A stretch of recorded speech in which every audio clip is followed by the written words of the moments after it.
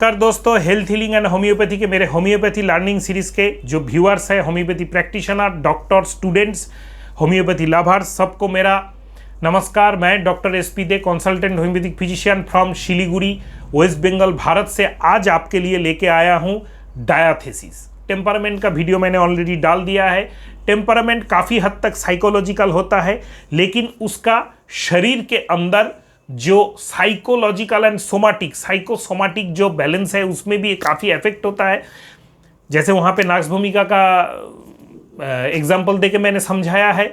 तो आज का जो हम लोगों का टॉपिक है डायथेसिस, ये डायथेसिस हम लोगों का एक्चुअली फिजिकल होता है, और फिजिकल होने के साथ साथ ये डायथेसिस जो टर्म है, इसको टेम्परामेंट डिस्पोजिशन की तरह एक कैरेक्टरिस्टिक सिम्टम्स ना पकड़ के इसको एज ए होल पूरा physical configuration of a man आप पकड़ सकते हैं। Miasm is the total of the physical, mental, all thing, all expressions, all symptoms are miasmatic total. इसमें टेम्परामेंट या इंडिस्पोजिशन एक पार्ट होता है जो काफ़ी हद तक साइकोलॉजिकल एंड कुछ हद तक साइकोसोमाटिक रिफ्लेक्शन देता है। और डायथेसिस जो होता है मायाज्म का वो पार्ट है जिसमें एक पेशेंट का पूरा फिजिकल बैकग्राउंड, पूरा फिजिकल टेंडेंसी के बात बात में खून आ जाना, बात बात में छींक आ जाना, बात बात में सर्दी खांसी जल्दी पकड़ लेना, बात बात में गठिया का बीमारी, बात टाइप का बीमारी ज़्यादा हो जाना, बात बात में कैंसरस अफेक्शन, बात बात में गैंग्रीनस अफेक्शन, एक जगह पे कट जाता है तो ज़्यादा खून निकलता है तो वो घाव नहीं सुखाना, ये जो सब शारीरिक टेंडेंसियां हैं, जो फिजिकल टेंडेंसियां हैं, ये कवर करता है diathesis. This is the basic difference of temperament and diathesis. Temperament को अगर आप मेंटल पकड़ लेते हैं तो गलती नहीं है, लेकिन उसका फिजिकल जो है वो जो पार्ट है उसको भी आपको इंपॉर्टेंस में देना है। और हाँ दोस्तों, डायथेसिस एंड टेम्परामेंट ये हर मेडिसिन का उतना ज़्यादा प्रोमिनेंट मेट्रिया मेडिका में आपको नहीं मिलेगा। मैक्सिमम पॉलीक्रेस्ट जो रिमेडीज है उनके mental and physical gross symptoms के ऊपर एनालिसिस करके एक्सपर्ट मेट्रिया मेडिका के ओपिनियन जो देते हैं वो लोग इसको बोलते हैं कि इसको बोला जाता है कि ये इस डायथेसिस का है, ये इस टेम्परामेंट का है। लेकिन इसको आप 100% एक्यूरेट अपने हिसाब से मेट्रिया मेडिका के स्टडी के ऊपर से जरूर आप इसको वेरीफाई कीजिएगा। और जब भी कोई मेडिसिन ये पर्टिकुलर डायथेसिस का है, फलाना diathesis, haemorrhagic diathesis hamamelis, rheumatic diathesis thuja Causticum, तो ये एक important symptom, set of symptoms है, ये भी एक कैरेक्टरिस्टिक है टेम्परामेंट के जैसा। जब भी आप किसी को कॉस्टिकम या थुजा प्रिस्क्रिप्शन करने, नेट्रम साल्फ, हाइड्रोजेनेट कॉन्स्टिट्यूशन, हाइड्रोजेनेट डायथेसिस भी आप बोल सकते हैं, ऐसे प्रिस्क्रिप्शन करने जा रहे हैं तो आप कॉन्फ्यूज्ड है कि इसको थुजा दे ना दे। तो इसके फैमिली बैकग्राउंड में, इसके खुद के बैकग्राउंड में अगर आपको लगे कि ये रूमेटिक डायथेसिस का इसका चांसेस ज़्यादा है तो आपका प्रिस्क्रिप्शन का श्योरिटी और भी बढ़ जाता है। इसीलिए ये सब टर्म यूज किया जाता है। This is 100% practical orientation, it is nothing theoretical. But materia medica में थॉरो नॉलेज होने पर ही आप श्योर हो सकेंगे कि एक मेडिसिन का टेम्परामेंट एंड डायथेसिस क्या है, वरना आप कॉन्फ्यूजन में रह जाएंगे। पेशेंट के सामने प्रिस्क्रिप्शन के टाइम आपका ये कॉन्फ्यूजन रहेगा, ये मेडिसिन ये डायथेसिस कवर करता है कि नहीं करता है। कवर करना इंपॉर्टेंट नहीं है, aggregate of the symptoms indicates which diathesis. जैसे थुजा कॉस्टिकम का aggregate of the symptoms physical का, पर्टिकुलरली फिजिकल, ये इंडिकेट करता है they both are rheumatic diathesis.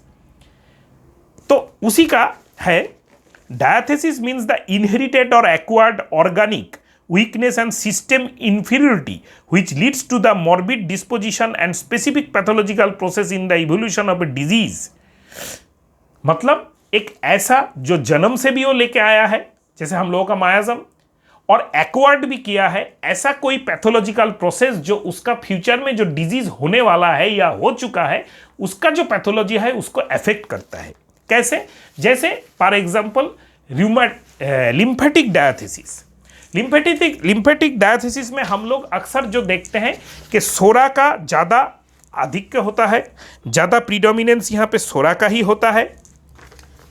Lymphatic diathesis के जो पेशेंट है इनमें एक्सेसिव इन्फ्लामेशन, बहुत सारे increased mucus secretion, increased allergic reaction, frequently skin में बहुत ज़्यादा स्किन डिसऑर्डर, एलर्जी के लिए उसका सेकेंडरी इन्फेक्शन होकर एक्जिमा ऐसा होता है।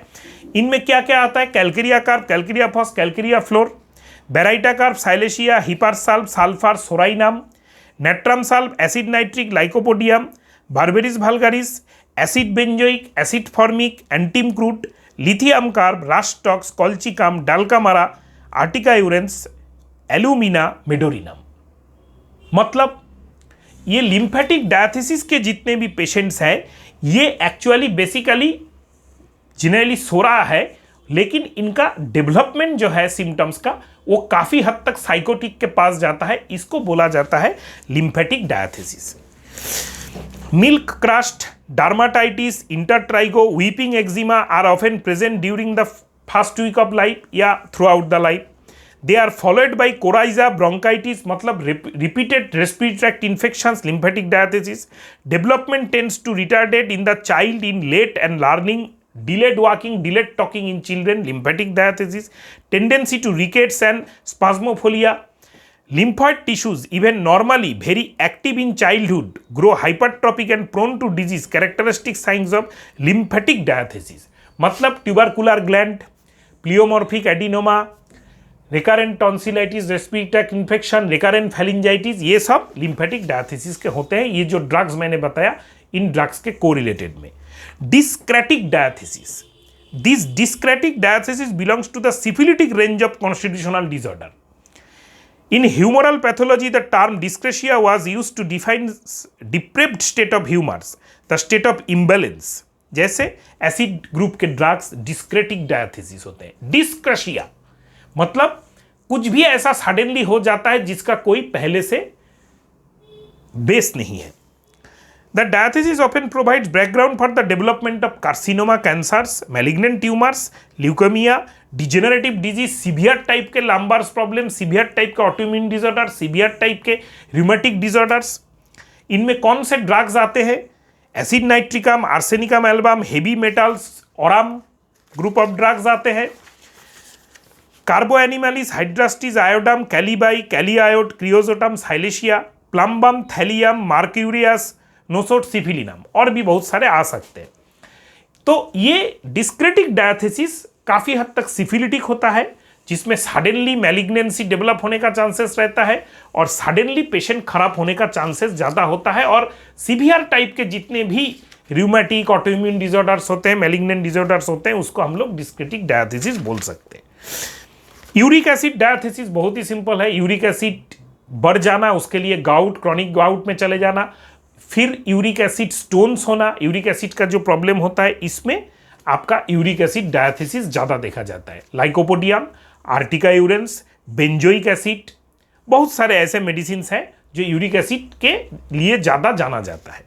ट्यूबरकुलर डायथिसिस, शायद आप लोगों को ये समझाने का जरूरत नहीं है कि ट्यूबरकुलर मायाजम के जितने भी सिम्टम्स हैं या ट्यूबरकुलिनम के जितने भी सिम्टम्स हैं, मैक्सिमम सिम्टम्स यहाँ पे कवर किया जाता है। ट्यूबरकुलर डायथिसिस का ट्यूबरकुलिनम एक ही मेडिसिन नहीं है। ट्यूबरकुलर में ट्यूबरकुलिनम है, बेसिलिनम है, साइलेशिया है, आपका कैलियायोड है, बहुत सारा मेडिसिन है जो ट्यूबरकुलर मायाजम को कवर करता है। तो ट्यूबरकुलर मायाजम को अलग एक डायथिसिस भी आप सोच सकते हैं पेशेंट में। जैसे लीन थिन पेशेंट, बहुत ज़्यादा सर्दी खांसी जल्दी लग जाता है, ग्लैंड्स पॉजिटिव अक्सर हो जाता है, allergic rhinitis, allergic skin, allergic dermatitis बहुत ज़्यादा होता है, बहुत ज़्यादा फ्रीक्वेंटली इधर उधर घूमने का वो अच्छा लगता है, fear of dogs, fear of animals लगा रहता है, थोड़ा सा हाइपर होता है, थोड़ा सा दिखने में सुंदर होता है, गोरा चिट्टा होता है, स्किन पतला होता है। ये बहुत सारे सिम्टम्स हैं जो ट्यूबरकुलर मायाजम्स के होते हैं और ट्यूबरकुलर जो सिम्टम्स है उसके होते हैं। Now haemorrhagic diathesis very simple, आप लोग जानते ही हैं। मिलीफोलियम, हेमामिलिस, एसिड नाइट्रिक, एरिजेरॉन, बहुत सारे ऐसे मेडिसिन हैं जिनमें हिमोरेज प्रिडोमिनेंसी है, तो इसको हिमोरेजिक डायथिसिस बोला जाता है। र्यूमेटिक डायथिसिस मैंने पहले ही बोला, जिन पेशेंट का थोड़ा सा डैम्प जगह में रहने से र्यूमेटिज्म बढ़ जाता है, जिन पेशेंट्स का सारा जिंदगी कुछ ना कुछ र्यूमेटिक प्रॉब्लम रह जाता है, फैमिली में र्यूमेटिज्म पॉजिटिव ज़्यादा रहता है, जिन पेशेंट का बहुत जल्दी सर्दी खांसी लगने का भी धात रहता है, जैसे natrum sulph, thuja, causticum, medorrhinum, ये all are rheumatic diathesis. Psoric, sycotic और सिफिलिटिक डायथेसिस भी हो सकता है, क्योंकि कभी कभी हम लोग जो देखते हैं जो सोरा सिफिलिस साइकोसिस है, इसका जो सेट ऑफ सिम्टम्स है, इसको भी आप फिजिकली कन्वर्ट करके इसको डायथेसिस की तरह यूज कर सकते हैं। But what is the practical implementation, मैंने पहले ही वीडियो के बारे में बताया, वीडियो के स्टार्टिंग में बताया, जब भी आप कॉन्स्टिट्यूशनली पूरा फ्रेश केस टेकिंग, ये पेशेंट इस डायथेसिस का होके जाके बैठ के आप केस टेकिंग नहीं करेंगे। You should be a unprejudiced observer during case taking. Case taking जब करने जाएंगे आप लेमैन, खुद को BHMS का 3rd ईयर स्टूडेंट मान के आप केस टेकिंग करेंगे। केस टेकिंग करने के बाद जो भी आपका सिम्टम्स आएगा, उस सिम्टम्स को अगर आप जब एनालिसिस करने जाएंगे, जो प्रोबेबल 2-3 मेडिसिन आपके दिमाग में आएगा, उसमें टाइम में अगर आपका ऐसा कभी लग रहा है कि ये पेशेंट का र्यूमेटिक डायथेसिस प्रीडोमिनेंस है, तो I have to prescribe a rheumatic diathesis medicine. और जो 3 मेडिसिन मैं सोच रहा हूँ उसमें ये मेडिसिन है र्यूमेटिक डायथेसिस का, उसको आप मायाजम से कोरिलेट कीजिए, उसको पेशेंट से पूरा कोरिलेट कीजिए। और what is to be cure and disease at that time, कुछ चीज़ को आपको ठीक करना है, किस चीज़ को ठीक करने से पेशेंट का आराम जल्दी मिलेगा, ये भी सोचना है। उसके ऊपर बेस करके अगर आपको लग रहा है कि र्यूमेटिज्म का ही ट्रीटमेंट, र्यूमेटिक प्रॉब्लम का ट्रीटमेंट मैं ट्रीट करने जा रहा हूँ, पेशेंट इज र्यूमेटिक डायथेसिस, तो आप र्यूमेटिक डायथेसिस के मेडिसिन के ऊपर आप फोकस ज़्यादा कीजिए, उसको प्रिस्क्राइब कीजिए। ये आपका है डायथेसिस, टेम्परामेंट, इंडिस्पोजिशन, ये जितने भी टर्म्स हैं, ये मेट्रियोमेडी का सीखने का एक टूल्स है, मेट्रियोमेडी को याद रखने का एक टूल्स है। ऐसा नहीं है कि ये नहीं होगा तो मैं वो मेडिसिन नहीं दूंगा। कभी कभी ऐसा भी हो सकता है, ऐसा कोई पिकुलरिटी एक पेशेंट में मिल गया है जिसके ऊपर एक लिम्फेटिक डायथेसिस के पेशेंट को मैं र्यूमेटिक डायथेसिस या हेमोरेजिक डायथेसिस का मेडिसिन दे रहा हूं, क्योंकि होम्योपैथी में मेथड्स ऑफ प्रिस्क्रिप्शन बहुत सारा हो सकता है। कभी कभी एक पिकुलियर मेंटल जनरल आपका रूल आउट ऑल पर्टिकुलर कर देगा, ऐसा भी हो सकता है। लेकिन अगर वैसा नहीं है, अगर आप जनरल प्रिस्क्रिप्शन कर रहे हैं, तो आपका ये डायथेसिस जो मैंने अभी बताया इस जगह पे काम पे आएगा। अगर वीडियो को अच्छा लगे तो अपने फ्रेंड सर्कल में जरूर शेयर कीजिए। हर कोई को प्योर होम्योपैथी सीखने का ज़रूरत है। और अगर आप कुछ जानना चाहते हैं तो वीडियो के नीचे जो कमेंट बॉक्स में उसमें कमेंट कीजिए। हर इंक्विजिटिव एंड कंस्ट्रक्टिव कमेंट का मैं आंसर देने का कोशिश करता हूं। और अगर चैनल में नए हैं, चैनल को सब्सक्राइब करके बेल आइकॉन को प्रेस करके वीडियो को लाइक करके जाइएगा दोस्तों, इससे हम लोगों को बहुत हेल्प होता है। नमस्कार।